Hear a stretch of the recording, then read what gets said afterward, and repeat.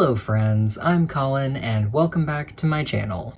So this past Friday, I logged into Mark Zuckerberg's Instagram.com and I saw a post by Advanced Lipedema Treatment featuring Anna O'Brien, aka GlitterAndLazers, testimonial. And if you're new here, hi. Anna has lipedema. She had liposuction to treat it recently, I believe at the beginning of July. So it's been about a month since Anna's surgery, and lately she's been milking it for all it's worth.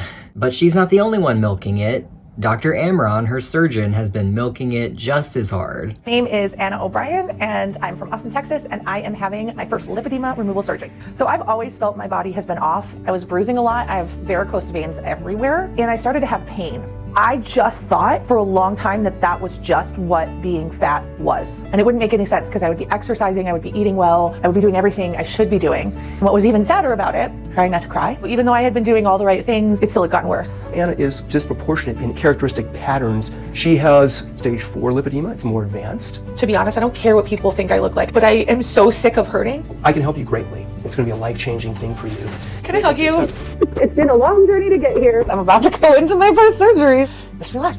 Everyone went great. We removed, I think, a little over 11 liters. Equally as important is the way I release all the fibrosis. You're gonna get so much relief from this. Give me a little hug. Okay. Oh, you're the best. Choosing ALT, I feel like they genuinely care. There's this compassion that kind of oozes from them. This is the right decision. One day I have surgery and I am dancing with my nurse. And I don't know how I feel this good, but it's like a lot of pain is gone. And I feel freaking amazing. I want to be active. I want to be out exploring. I'm excited to really experience life again. And I just want to say, at this point, I could hang up a shingle and open a psychic business. Because in my last video, my very last video, I had made the comment that all of this just seemed like a big advertisement, and they used the exact same clip that I did when I was trying to make that case, specifically the case that Anna was kind of taking cues from Dr. Amron of certain things she should be saying. I had said I thought it was a coincidence that she was recovering so much better and so much more quickly than some other, people who've received the same surgery. And then of course she posts a video of her dancing pain-free like the day after surgery. A lot of people have commented, she was probably just hopped up on pain meds, but according to her comments, no. She claimed that she wasn't on any pain meds at all, which I, again, find extremely difficult to believe. It doesn't even matter whether that's true or not, though, because the whole point of all of this is to make Advanced Lipedema Treatment and Dr. Amron himself look fantastic. And after I saw this most recent video, it, had me thinking, okay, but how much traction is Advanced Lipedema Treatment gaining because of their association with Anna? Because, she has millions, supposedly millions of subscribers on all of her platforms. The Advanced Lipedema Treatment Instagram currently has a little under 5,000 followers, which, that kind of makes sense. They're not influencers, although an argument could be made they're trying to be. But, this is a medical center. Obviously, they're not going to have as many followers as, your run-of-the-mill typical influencer. So when I scroll through, I'm looking at various posts, 92 likes, 130 likes, usually around that range. A post with Dr. Karen Herbst has 721 likes as of right now. That's pretty impressive. Here's a post featuring Allison Jacobs. If you follow Sam at Every Size here on YouTube, you may have heard of her. She's another kind of influencer who has also been a patient of Dr. Amron's because she has lipedema. The other one who has a pretty sizable following is an influencer named Allison Jacobs. It seems like they work regularly together. She has a lot of posts and they have a lot of posts where she's been featured on podcasts, news segments, and even is posting similar surgery videos to those that Anna is now posting. And there's a post featuring her that has almost 3,000 likes. That's pretty impressive, right? Let's see how many likes this most recent post with Anna has. 14K. And what's more, if I scroll back a little bit, there's another reel featuring her and it's a little older, and it has almost 18K likes. All right, let's scroll back a little farther. You know that Everything's Okay reel, I won't play it again, but you know the cringy one? 42.4K likes. And on an account like this, who is usually lucky to hit, 200 or 300 likes, that's insane. It is so very clear to me that this is a very, symbiotic relationship. And I don't even necessarily think that's such a bad thing. Well, I wouldn't think it's such a bad thing if I didn't have a sneaking suspicion that there was something a little hinky going on here. And, I'm not the only one who thinks this. There's just some bad vibes that I get from this whole thing, specifically Dr. Amron as well. He's kind of positioned himself as a lipedema expert, and I can't say one way or the other if he is. I mean, obviously I'm not a lipedema expert, but I do think it's pretty suspicious that he started his career as just a regular cosmetic surgeon, and suddenly he finds himself, specializing in lipedema treatment. I actually saw someone on the Reddit refer to him as Dr. Scamron. I'm not prepared to say that he's running any kind of scam here, but I am prepared to say that that's funny. Let's just say I'm skeptical, right? Because all this is going to do is persuade a lot of people to think that liposuction is their only choice, right? You can have people who are Anna's size or smaller or bigger, who think that if they have lipedema, their only choice if they want to regain mobility and lose some of that weight is to get liposuction, when that might not necessarily be the case. All of this feels like it's just going to create an atmosphere of kind of hopelessness. It's never been disclosed how much of Anna's surgery, was paid for by advanced lipedema treatment, but I have to assume, given this very symbiotic relationship, that there probably was at least a discount. And for a lot of people, their insurance won't cover the surgery. So because of stuff like this, there very well could be people who save up thousands upon thousands of dollars to get liposuction. That's not to say there aren't plenty of people who do end up needing liposuction, even if they're smaller. My main issue is I am not 100% convinced that Dr. Amron knows exactly what he's talking about. I don't know. There's just a lot of things that feel suspicious about this whole thing. I think, advanced lipedema treatment's willingness to advertise in this way just feels sussy to me in general.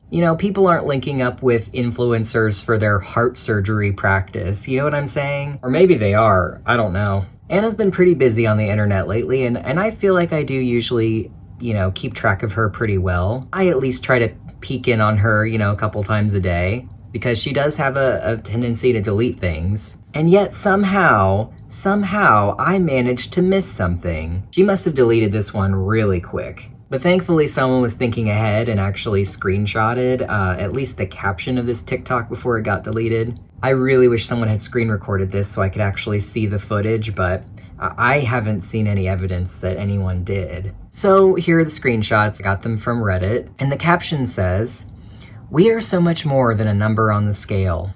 For a long time, the scale has been a completely harmless piece of my life, something I used to track when my inflammation went up and down, along with keeping track of triggers. Post-surgery, my body has fluctuated a lot, and a lot of it is pretty unpredictable. I've begun to see that number as a sign of my worth. And that's frankly not healthy. It has also caused me to punish myself for a lot of things I can't control right now. So I've decided for the time being, and maybe forever, the scale is not a healthy part of my life. Now, does this mean I think scales are always bad? No. But what I do think is bad is focusing too much on a number and not enough on your general happiness, healthiness, and ability to live. Numbers sometimes get in the way. Since they were getting in my way, I decided to move that roadblock so I could be at peace. Hashtag health journey, hashtag positive mindset, hashtag more than a number." And do I necessarily disagree 100% with this message? Not really. Well, there are a lot of caveats to that. I think if you focus too hard on those couple of fluctuating pounds that happen to everyone, that can become a problem pretty quickly. I personally weigh myself pretty much every day, just to kind of normalize those fluctuations for myself. But I could see a world in which a person would do that and then kind of like obsess over it. And also, you know, the same weight can look completely different on the same person depending on how much muscle mass they have and a million other things. I've seen a lot of people focus more on like taking measurements and seeing how their clothes fit, and I think that's a much better way to kind of track for yourself without becoming too obsessive. That being said, I do think that this could be just a sign of something worse happening. We've heard Anna say at least a couple of times so far that her inflammation can add 20 to 30 pounds. I do definitely think, you know, fluid retention and inflammation can definitely cause your weight to fluctuate a lot. Do I think it could be 20 to 30 pounds? Not really. And obviously, again, I'm not an expert or anything, but like, that just sounds outlandish to me, and I know I'm not the only person who said this. She said her weight has fluctuated a lot post-surgery, and to me that sounds like kind of a wiggly word. I've talked about Anna's wiggly words before. Basically what I'm saying is, you rarely hear people say this kind of thing when the number is going down. That's just me speculating. I can't, you know, possibly know what Anna actually thinks, but I mean, there is a certain image she's been portraying on the internet, and it's beginning to be pretty easy to see the little cracks in the facade. I do really agree with her that she should focus on, you know, her happiness, her healthiness, etc., and focus way less on what the scale says, especially at this point in her life. You know, she's got a lot of things going on, and, you know, I think being obsessive about the number on the scale is really not the way to go. But what worries me is there is a sort of blissful ignorance that goes along with, you know, throwing away a scale. Someone else managed to screenshot a comment that she made on the same post. And number one, what we're gonna notice is that she made a really unfortunate typo. It's very clear she meant to be really honest, but she said to be really horny. Giving up the scale has been hard. I keep mentally thinking, I should weigh myself, and then remembering I gave the scale away. So if anything, each of these are a good reminder of why it's not in my life right now. I really have to wonder why Anna deleted this. I mean, she's been unapologetic about things like this in her past, but I don't know, maybe she's been kind of in a fragile state lately where she can't handle the hate comments like she used to. I mean, she turned off the comments on her running series. It's also clear that she, you know, at least filters her comments, if not just deleting them outright. I wonder why this one's different. You know, I just have to wonder. Because especially on TikTok, where health at every size and the fat activism movement are huge, no pun intended, I feel like this would do numbers in a positive way. But then again, I think there are people who would see her getting liposuction, whether it's, you know, for lipedema or not, as kind of a betrayal of health at every size. I know that sounds ridiculous, but I think it very well could be true. She's talked before about that dichotomy of people who are hating her on both sides of the argument. As a creator, and as just a plus-size person in general, I hear two things about my body all the time. On one end, I hear from the body positive community or just general plus size community that I should love my body, accept it as it is, and learn to embrace and love everything about it, okay? On the other side, I hear from people who are very anti-fat people in general, telling me that I should starve myself, that I should not eat, that I should exercise more. I don't even freaking care anymore if I'm controversial, it's fine. But on one hand, people are telling you it is all your fault, and you are the problem, and you are making choices that led you to this. And on the other hand, you have a community of people who are telling you you were just meant to be big, don't do anything about it. And another just very small thing, I guess I have really dropped the ball lately because there are a few screenshots I found of a story that Anna only left up for an hour. It says, I'm 100% going to get in trouble for sharing this, but it's why I've been MIA the last few days. I'm only leaving these two stories up for an hour, so if you see it, congrats on getting a little sneaky peek of something I'm very excited about that comes out in October. And then there's an image, looks like she's wearing some kind of festive pajamas or something like that. And then also doing all this while going through an intense surgery plan has been ... a lot. Another reminder, you can do hard things. I want to know, is she 100% going to get in trouble for sharing this? Is she being a rebel? Or is she doing this on purpose with the consent of the company to like drum up some excitement for this product that she's clearly advertising for? I think other people who don't follow Anna as intensely as I do probably don't really care about this kind of thing. Like, yeah, she did a little sneak peek promotion. Of course she did. I'm just exhausted by her at this point. She deletes things on purpose and she changes the titles of things. I mean, even just recently, Tiny Blue Anthropologist was covering not the actual surgery video that she just released, but the one before that.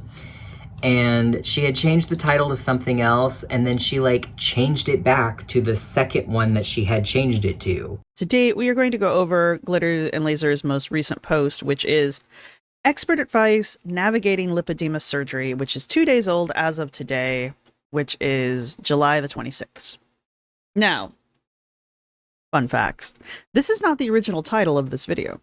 This isn't even the second title of this video. So basically this title has been changed like 3 or 4 times at this point. Yeah, it's my lipedema diagnosis and surgery plan. It wasn't that, and then it was that, and then it wasn't that. You see what I mean? Like, this kind of thing exhausts me, and I know she's not the only YouTuber who does this because I've seen some other ones do it, but you know, hold up. I just noticed something weird. 3 of her 4 most recent videos, the most recent is my first lipedema surgery, and then the one before that is my lipedema diagnosis and surgery plan, and then It's Worse Than I Thought. We all know about that title change. And then I Walked 2 miles for a bagel, right? All of them, except for It's Worse Than I Thought, all have 29K views. All 3 of them. That feels like a weird coincidence. You know, there has been a lot said, and this is like way off topic, but here we are. While I'm here, Anna has 2.28 million subscribers on YouTube. So why does she have 29K views on those 3 videos? She has 64K on It's Worse Than I Thought, but I think we all know a lot of those are negative views. She's got 38K on a try-on haul. I'm Having Surgery has 80K. That's pretty good. But like most of these, yeah, are floating around the 29 to like 45K views. Just floating around there. Is that kind of weird to y'all? Is that kind of interesting to anybody? I mean, just as a comparison, like, comparison may be the thief of joy, but we're gonna compare. I have 4.37K subscribers, which is not a lot, but I appreciate every single one of you. But in comparison to, you know, 2 million, you would think there would be a huge gap, right, between our number of viewers per video. And my most recent video from a few days ago has 13K views. I have another video from just 2 weeks ago that has about 21K views. Like 21K is kind of a lot for me. I'm usually more in the like 13K area, but like she's only getting a little over double what I get. That's interesting. That's a little suspicious. Really, really interesting when you consider, let's see, I'm on her most popular, just looking at her most popular videos. She has several videos that are in the millions, you know, like 1 point something million. So I'm not exactly sure what's going on here. Like, it very well could just be like, I don't go through my subscriptions and like clean them out regularly. So I feel like it very well could be that she's just kind of lost a lot of viewers over the years and they just kind of have her in their subscriptions. And there has been, you know, a lot of speculation about her buying viewers, and I don't really have any way to prove that. I do genuinely, I mean, like, you know, 29K is nothing to sneeze at, but 64K is also quite good, but is it 2.28 million subscribers good? I really did not expect to be talking about this. I had other points that I wanted to talk about, but I don't know. While I was looking, it's very interesting. Also, I've been looking at her threads because I think we've established she's a lot more free with her words on threads. There was one that I saw that really just,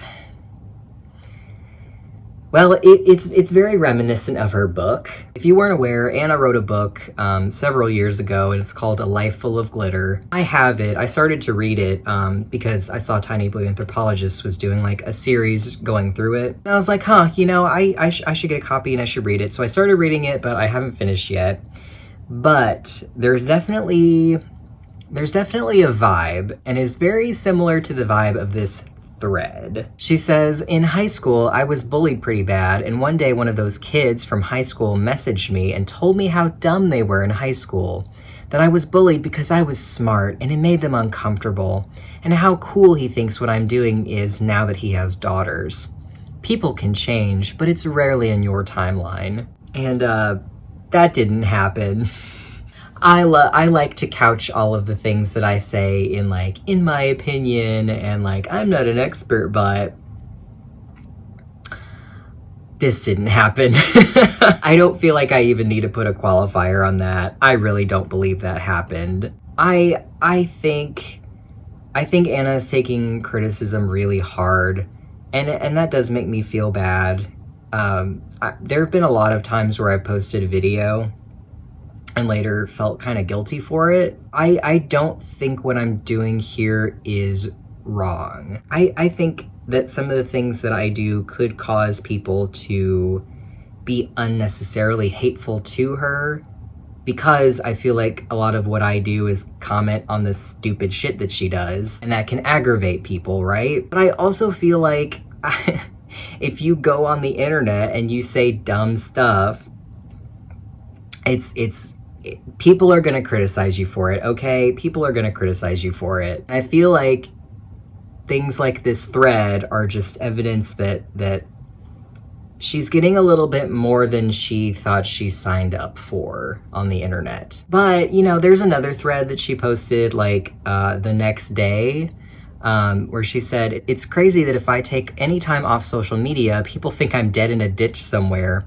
The reality is I'm just tired and need a little internet break. Burnout is real, naps are great, breaks are necessary. And I really hope that's what she did, and that she got whatever she needed out of that break. I honestly think she needs one. There is one more thing that literally was just posted that there's just one part of it that I want to highlight, okay? In, I think it was my last video, I talked about her TikTok where a guy came to fit her for her like custom compression pump device for her lipedema. And, you know, she was kind of giving off maybe a little bit of a overly flirtatious vibe. I just thought they were having a good time, but I don't know, she was maybe coming on a little strong, and then everyone in her comments was like, get with this guy, get his number, da da da da da da. And like, she did make a comment where like, everyone's gonna ask for your contact info, and like, that's kind of creepy to even just say that to somebody. The part is y'all are gonna ask for his contact info, but he has no social media and has no desire, so. Yeah. But tell me why she went to Walmart and she did a little walk around Walmart, learned her lesson from the Target video about how to act in a store, thank goodness. But tell me why she did this. Is the guy who came to put that thing on me my soulmate? Yes, definitely. Oh gosh, that's gonna start something. Oh, it just made me cringe. It just made me cringe really hard, and I needed to talk about it, you know? I just needed to get that out. I'm really interested to see how much more she's gonna milk out of this, you know, lipedema influencer thing.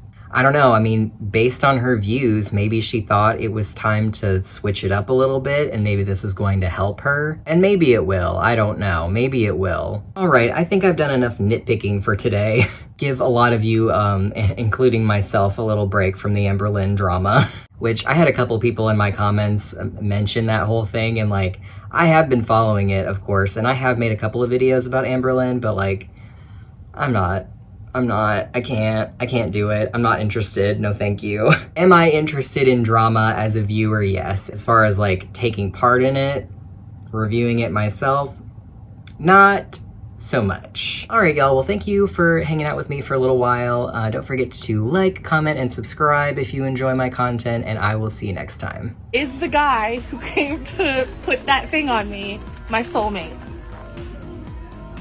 Yes, definitely. How cool is that?